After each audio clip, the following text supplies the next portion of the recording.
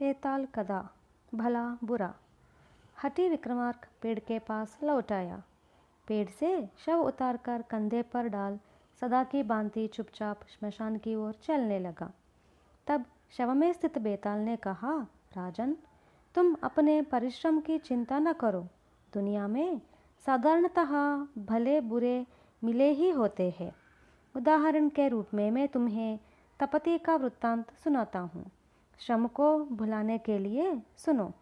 बेताल यूँ कहने लगा, कई शताब्दियों के पूर्व नागपुर में एक विधवा निवास करती थी।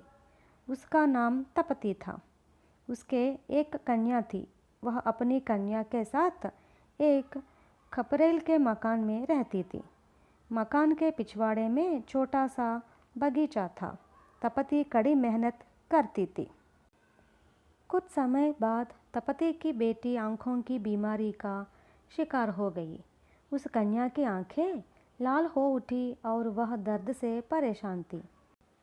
तपति ने कोई दवा दी मगर कोई फ़ायदा न हुआ। दूसरे दिन लड़की की आँखें सूज गई। तपति एकदम घबरा गई। उसने कई वैद्यों के पास जाकर सलाह मांगी। वैद्यों ने जो भी दवा बताई सब दे दी, लेकिन आँखों की बीमारी दूर नहीं हुई। लड़की दर्द के मारे रोती थी। माँ का दिल तड़प उठता था। साथ ही लड़की को अच्छा खाना भी मिलता न था। तपति की माँ ने सुना कि पास के एक गांव में एक नाई है जो आँखों की बीमारियों का इलाज करता है। फिर क्या था, तपति अपनी लड़की को लेकर नाई के गांव की ओर चल पड़ी। चलते चलते दोपहर हो गई। रास्ते में एक जगह पेड़ के नीचे आराम करने वाली एक बुढ़िया उन्हें दिखाई दी। उस बूढ़ी ने तपति और उसकी बच्ची को निकट बुलाया। बातचीत के दौरान में तपति ने उस बूढ़ी से अपनी लड़की की आँख की बीमारी की बात बताई।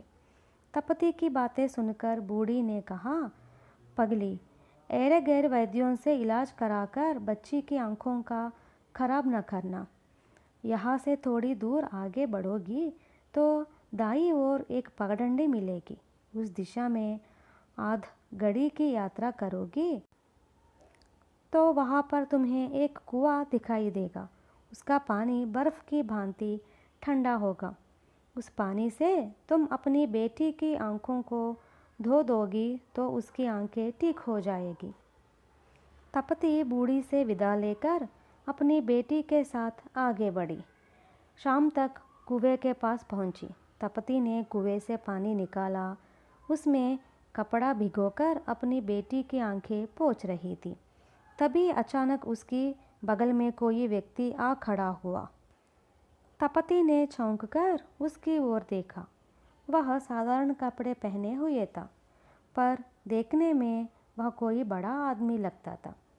तुम्हें देख मैं डर गई बाबू साहब, तपति ने कहा। बिना आहट किए चला आया। यह तो मेरी भूल थी, पर मैं तुम्हारी बेटी की आंखों की बीमारी की बात सुनकर दवा देने आया हूँ। लो, इसमें लेपन है। इसे तुम अपनी बेटी की आंखों पर मल दो तो उसकी आंखें पहले जैसी साफ दिखाई देने लग जाएगी।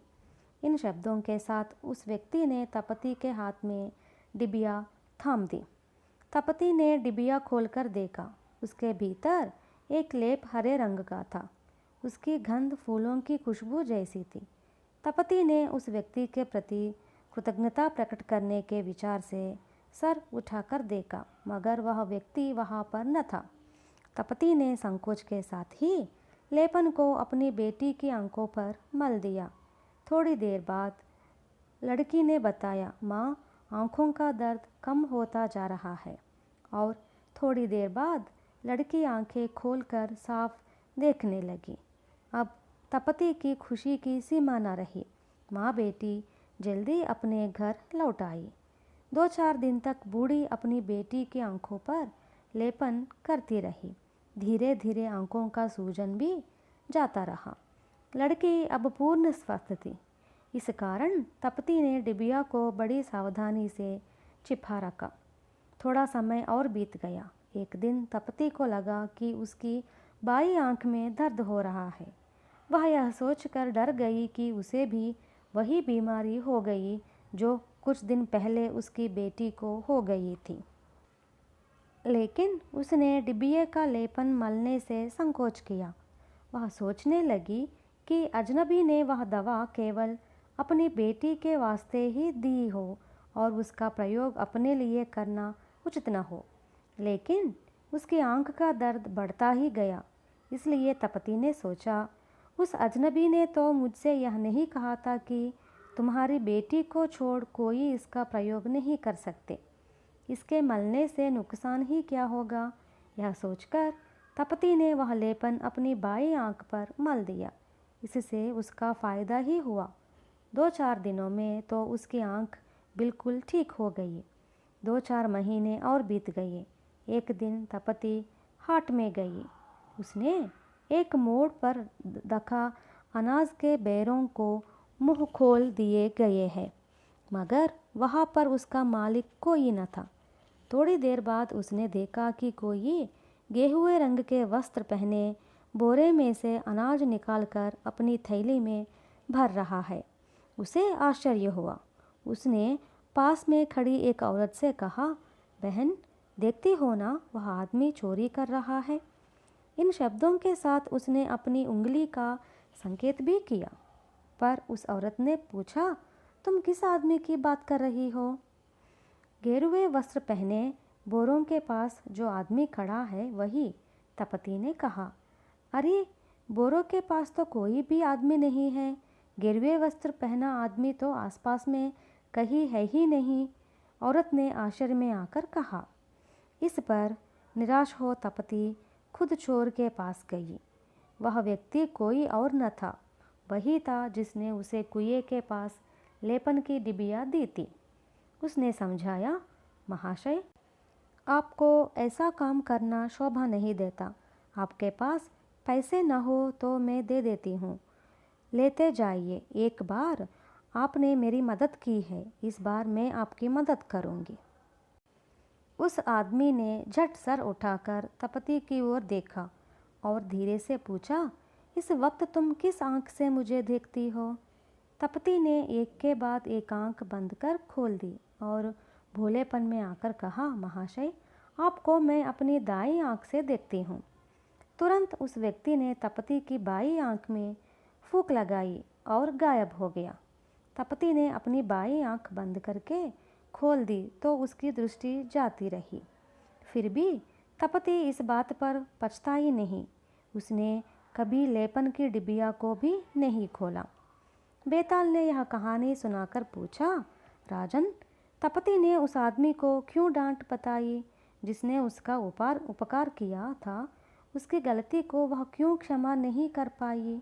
क्या वह विवेकशीला न थी या उसके उपकार को भूल गई थी? उसने उस लेपन का भी उपयोग क्यों नहीं किया? इन प्रश्नों का समाधान जानते हुए भी न दोगे तो तुम्हारा सर टुकड़े टुकड़े हो जाएगा। इस पर विक्रमार्क ने कहा, लेपन देने वाले ने तपती की सहायता ज़रूर की है, मगर सहायता पाकर भले बुरे का ख्याल न रखना स्वार्थ कहलाता है। तपती में ऐसा कोई स्वार्थ न था। वह कोई भी काम करती तो औचित्य का ख्याल रखती थी, इसलिए वह उसे पैसे देने के लिए तैयार हो गई। उसने जिस बात को धर्म समझा वही काम किया। इस प्रयत्न में वह अंधी या कानी बन जाए तो भी वह चिंता नहीं करती। अधर्म करने वाले व्यक्ति से सहायता पाना उचित न था, इसलिए उसने फिर से उस लेपन का उपयोग नहीं किया। अतः तपती के व्यवहार में कोई दोष नहीं है। राजा के इस तरह मौन भंग होते ही बेताल शव के साथ गायब होकर पेड़ पर जा बैठा।